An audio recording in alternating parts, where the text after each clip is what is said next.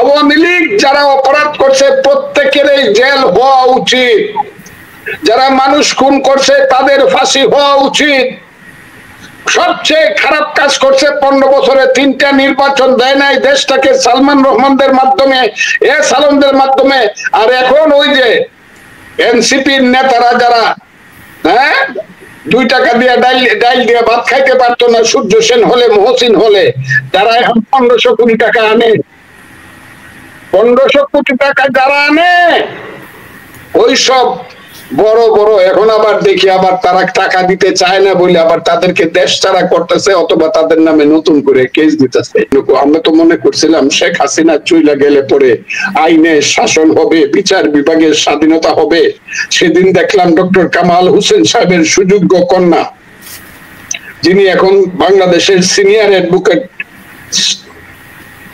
সারা হোসেন, উনি বললেন, আমিও বলছি নির্বাহী বিভাগের আদেশে এখন কোর্ট চলছে। হয় নির্বাহী বিভাগ আদেশ দিয়ে কোর্ট চালাবে, বিচারক থাকবে না। আর না হলে বিচারক থাকবে, নির্বাহী বিভাগের আদেশ থাকবে না, শুধু আদেশটা হবে আইনের মাধ্যমে। Law will determine all the course of a case.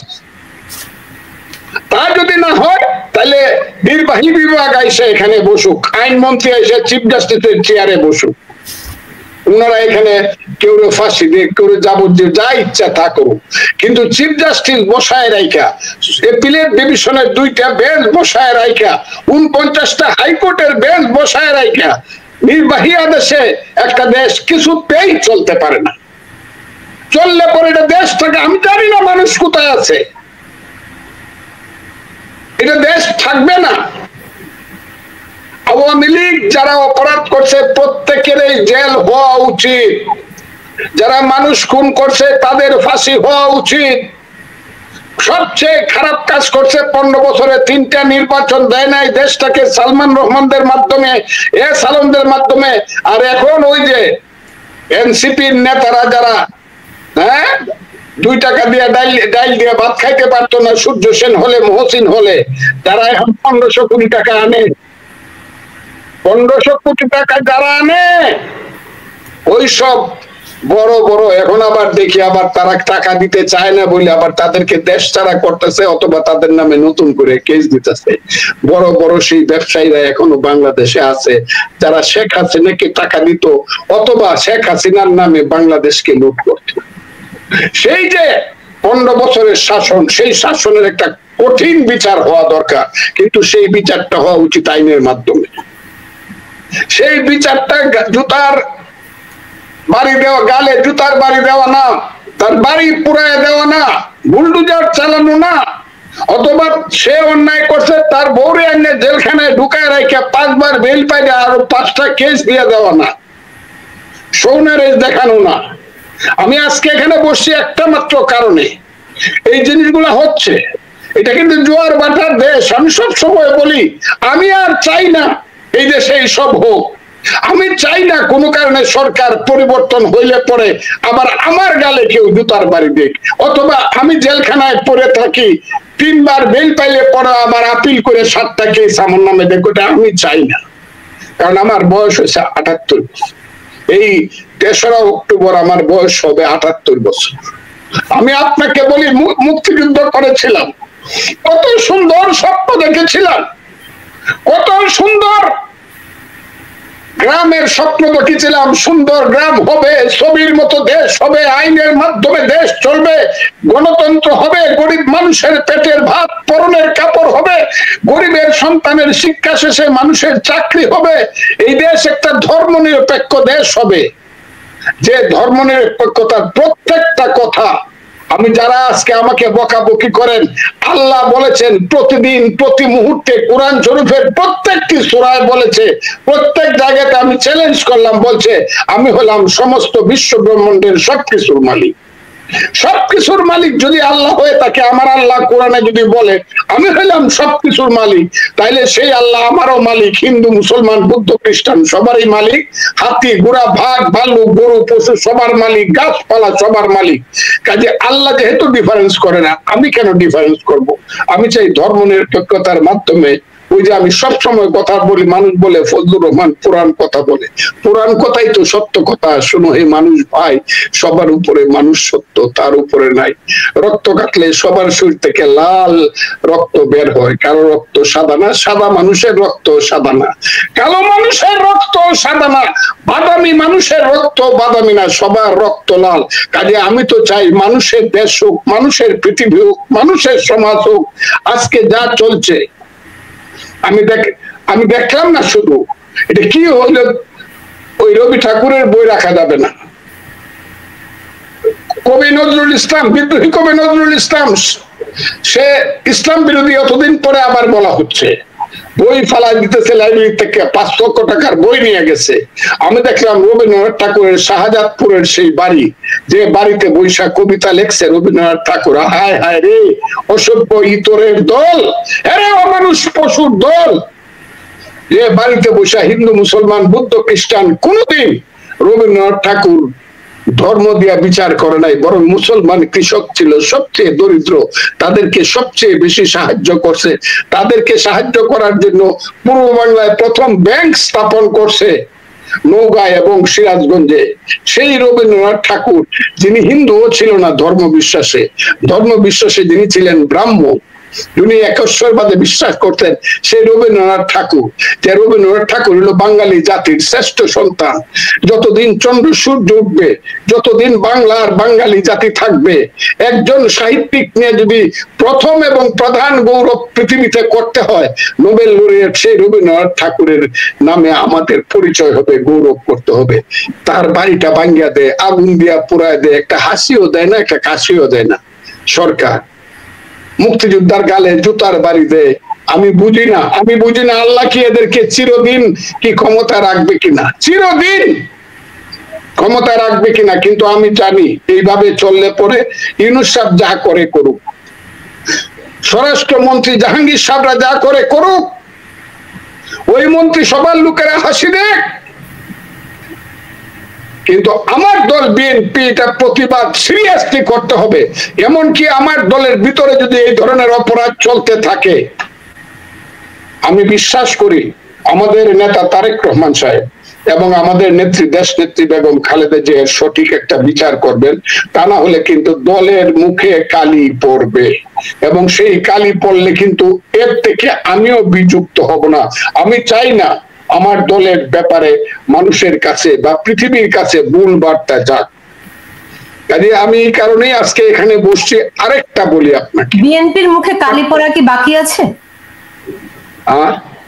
বিএনপির মুখে কালি পড়া কি বাকি আছে? বাকি আছে না আছে সেটা আপনারা বিবেচনা করেন, আমি তো বলবো না, আমি বলবো না। আমি আরেকটা কথা আপনাকে বলি, একটা মামলা হয়েছে, একজন মহান নেতা কিছুদিন আগে গাজীপুর গেছিল, কোন দলের সেটাও বলবো না, বললে পরে আমার আবার আল্লাহ কি করে জানি না। উনি যাওয়ার পর উনার গাড়িতে আক্রমণ করার একটা নাটক করা হইল। আমি যদি কথা আমার সাথে কেউ চ্যালেঞ্জ করতে পারে, কারণ আমি লয়ার, আমার কাছে কেসগুলো আসে। সেই মহান নেতাকে আক্রমণ করার অপরাধে 100 মানুষের নামে এবং 1000 থেকে 1200 মানুষের নামে বেনামে, যে 100 মানুষ আমাকে আক্রমণ করছে, আরো তাদের এরা আরো বেনামে 1000-1200 লোক ছিল, তাহলে সর্বমোট 1300। সবাইকে খবর দেওয়া হইতেছে, কেউ বেল পাইবা না এই সরকার ক্ষমতায় থাকতে, যেহেতু পৃথিবীর সবচেয়ে মহান নেতার গায়ে তোমরা হাত দিছো। কারণ যে নেতা আঙ্গুল হেলাইলে পরে আওয়ামী লীগের মতো একটা 75 বছরের দল, তার রেজিস্ট্রেশন বাতিল হয়ে যায়, সে ধ্বংস হয়ে যায় আওয়ামী লীগ। সেই মহান নেতার গায়ে তোমরা হাত দিছো, কাজে তোমরা বেরোতে পারবে না, সব জেলে দেবে। জেলে যাওয়ার সঙ্গে সঙ্গে তার কাছে প্রস্তাব যায়। কি প্রস্তাব? তুমি তো এফআইআর এর আসামি, তোমাকে করা হয়নি, তোমাকে যেহেতু পুলিশ ধরছে, আমাদেরকে দিবা 5 লাখ টাকা আর পুলিশকে দিবা 5 লাখ টাকা।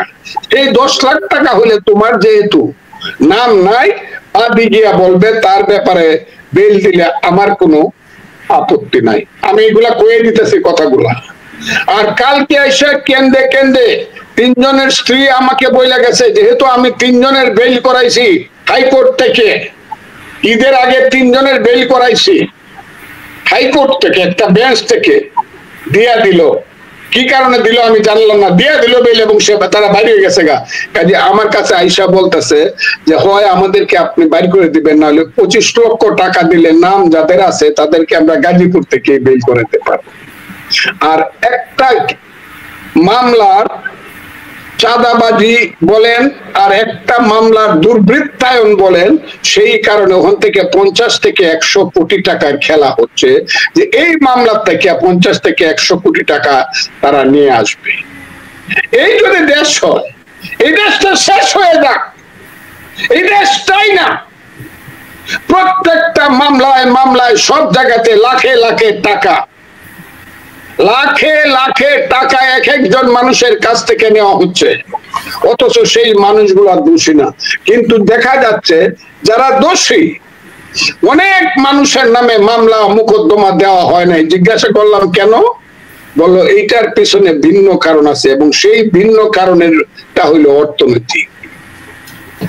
আমি আপনাকে বলি, দেশ এইবার একটা হইলো কোন রিয়েল মামলা মোকদ্দমা হচ্ছে না, হইলে পরে চাঁদাবাজি হচ্ছে। 2 হইলো আইনে আদালতে আসলে পরে এই যে অবস্থাটা বললাম সেই অবস্থাটা হচ্ছে। 3 হইলো পুলিশ গিয়া কাউকে অ্যারেস্ট করছে না, অথবা অ্যারেস্ট করে সাহস পাচ্ছে না। মব নামধারী কিছু, কোন সময় কি জনতা, তৌহিদি জনতার নামে, অথবা কোন সময় মবের ছাত্র জনতার নামে, অথবা বৈষম্য বিরোধী ছাত্র আন্দোলন নামে, আর কালকে পরশুদিন দেখলাম বিএনপির নামে। এটা আমার দুর্ভাগ্য। তারা গিয়া দৌড়া দিয়া দেয় মানুষে, জুতার বালি দেয় গালে, আর গলায় দেয় জুতার মালা। এই যে কালচারটা শুরু হয়েছে, political culture must be abolished. This type of political culture must be abolished forever from this country. নাহলে দেশে কোনো পলিটিক্স থাকবে না। আজকে যারা জুতার মালা পরাইতেছেন, আমি বললাম কিন্তু আমি আগেও বলছিলাম, তাদেরও কিন্তু গলা আছে, জুতাও কিন্তু বাংলাদেশে আছে। জুতা কিন্তু সিরা জুতা কিন্তু চলে যাবে না বাংলাদেশ থেকে। আর যারা আজকে নেতৃত্ব করতেছেন তারা গলাগুলো কিন্তু যাবে না। তো আমাদের আমি তাদেরকে বলি, যারা আমার একজনের বাড়িতে আগুন দিচ্ছেন, বিরোধী দল বলে তার বাড়িটা ঘুরাই দিচ্ছেন, তার বাচ্চারা এখন বস্তিতে থাকে, আপনারা কিন্তু একটা বাড়ি আছে, আপনারা কিন্তু একটা ব্যবসা প্রতিষ্ঠান আছে। দিস টাইম মে কাম, যখন আমার কথাটা আপনাদের মনে হইতে পারে যে ফজলুর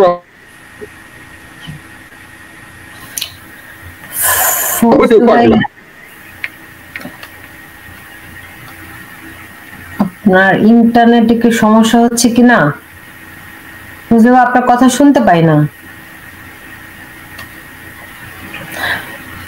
হ্যালো, জি হ্যাঁ হ্যাঁ, এখন পাচ্ছি জি, মাঝখানে একটুখানি পজ হয়ে গেছিল। হ্যাঁ, আমি এই সত্য কথাগুলা বললে কালকে দেখবেন বলবে ফজু পাগলায় কয় কি, যে কিছু ওই কিছু ধর্ম ব্যবসায়ীরা বলবে।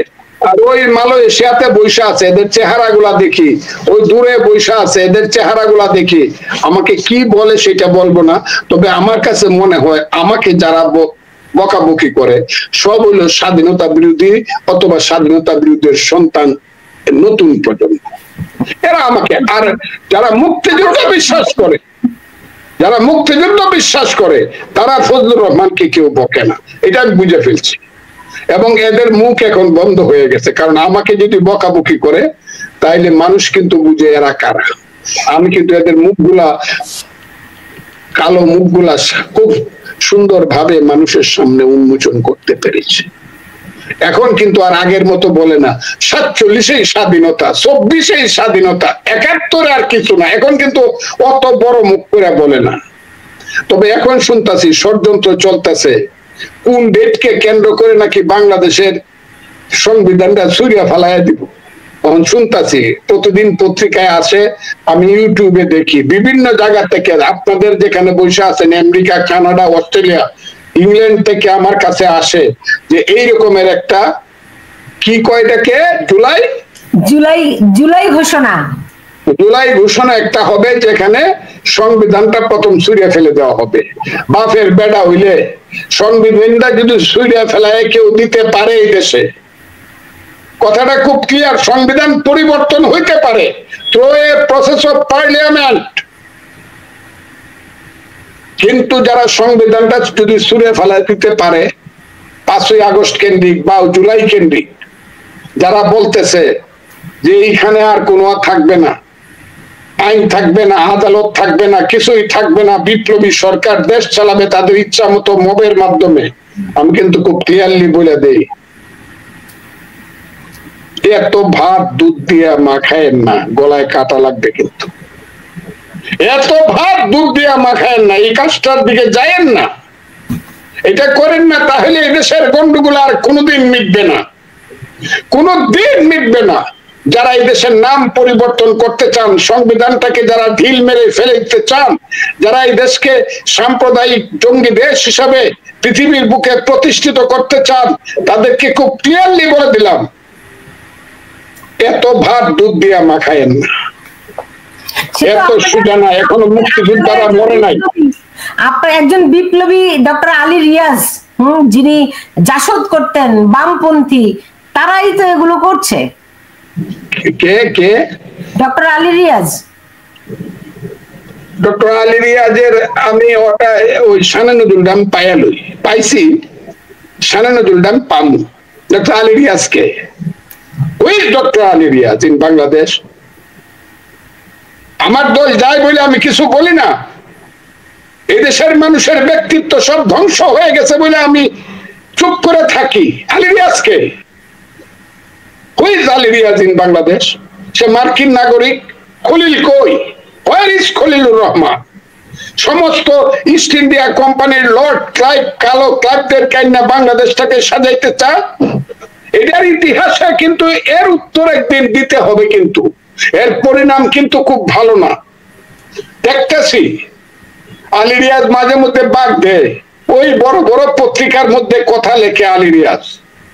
আমার কমিটিতে আমি ছাত্রলীগের প্রেসিডেন্ট ছিলাম, আলী রিয়াজের নেতা মাহমুদুর রহমান মান্না আর আখতারুজ্জামানরা ছিল বাসদ ছাত্রলীগের, জাসদ ছাত্রলীগের প্রেসিডেন্ট। আমরা বন্ধু, আমি আর মাহমুদুর রহমান মান্না, আখতারুজ্জামানরা আমরা বন্ধু। আলী রিয়াজরা তাদের কর্মী ছিল। আলী রিয়াজের মতো হাজার হাজার কর্মী হতভাগা ফজলুর রহমানের ছিল এবং এখনো বাংলাদেশে আছে, এবং আলী রিয়াজকে পড়ানোর মতো কর্মীও আমার আছে। আমি লাগবে না, আমি চ্যালেঞ্জ করলাম, আলী রিয়াজের যে রেজাল্ট তার চেয়ে ভালো রেজাল্ট অন্তত আমার 500 কর্মীর বাংলাদেশে আছে। ফজলুর জন্য 500 আমি বললাম 500 কর্মীর বাংলাদেশে আছে। আমি কোন সময় ফার্স্ট ডিভিশন না পাইলে অনার্সে এমএতে আমি আমার সেন্ট্রাল কমিটির মেম্বার করি নাই।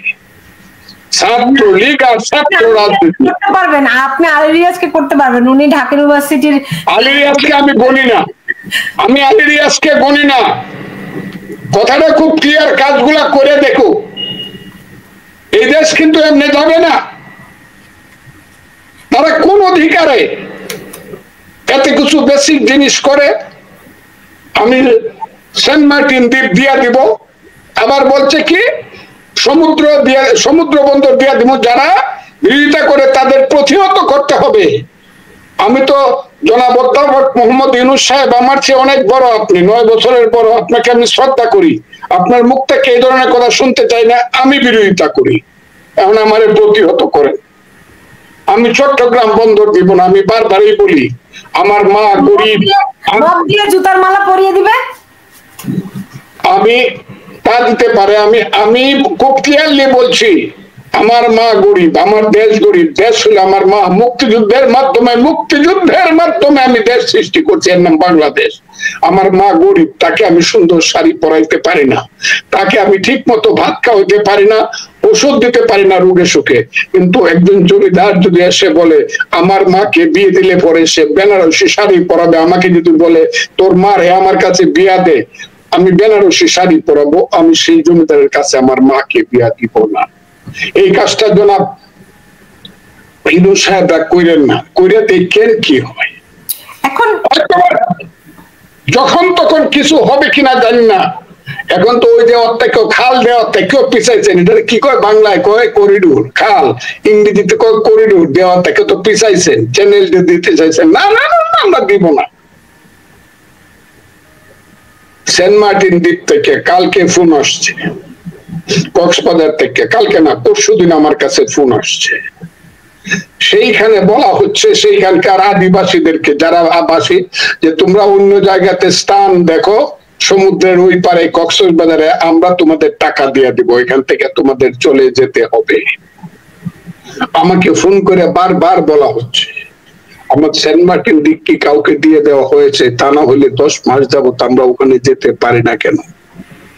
ইনু সাহেবরা আমার সংবিধান বদল করে দিবেন, আমার মুক্তিযুদ্ধ ফালায় দিবেন, মুক্তিযোদ্ধার গলায় আপনি জুতার মালা দিবেন, গালে জুতার বাড়ি দিবেন, আমার চট্টগ্রাম বন্দর দিয়া দিবেন, আমার দেশের ভিতর দিয়া যুদ্ধ করার করিডোর দিয়া দিবেন, আমার সেন্ট মার্টিন দ্বীপে স্টিমার লাগাইবার জায়গা দিয়া দিবেন।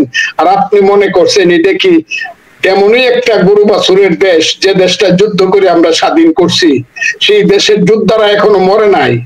আপনি এই দেশটা এত কাকের দেশ বকে খাইলো কেন? এত সোজা মনে করতেছেন কেন? আমি মনে করি বিএনপি আমরা দেখলাম তারেক রহমানের সঙ্গে লন্ডনে বৈঠক হলো, সেই বৈঠকে দুই পক্ষই খুশি। নির্বাচন তারেক রহমান নিজ দায়িত্বে 2 মাস পিছিয়ে নিয়ে ফেব্রুয়ারির কথা বললেন। তারপরে দেখলাম ডক্টর ইউনূস বলছেন না, আমরা এপ্রিলে নির্বাচন দিব, এপ্রিলে দায়িত্ব দিয়ে চলে যাব। মানে বিএনপির অবস্থাটা কি? বিএনপি কি বোঝে যে তারা একটা খাদে পড়েছে? বিএনপির অবস্থাটা আমি কিন্তু এখানে মেনলি মুক্তিযোদ্ধা হিসাবে কথা বলতেছি, এবং এই দেশের একজন বয়োজ্যেষ্ঠ মানুষ হিসাবে আমি কথা বলতেছি, আইনের কথা বলতেছি, আমি একজন বাংলাদেশের সিনিয়র অ্যাডভোকেট হিসাবে কথা বলতেছি। বিএনপির কথা, আপনি বিএনপির যারা এক্সিকিউটিভ আছেন আমাদের দলে, তাদেরকে দয়া করে জিজ্ঞাসা করবেন। বিএনপির সব কথা আমি বলতে পারবো না, তাদের যে নেতৃত্ব যারা আছে তাদেরকে জিজ্ঞাসা করবেন দয়া করে, তারা তাদের উত্তর দিবে। কিন্তু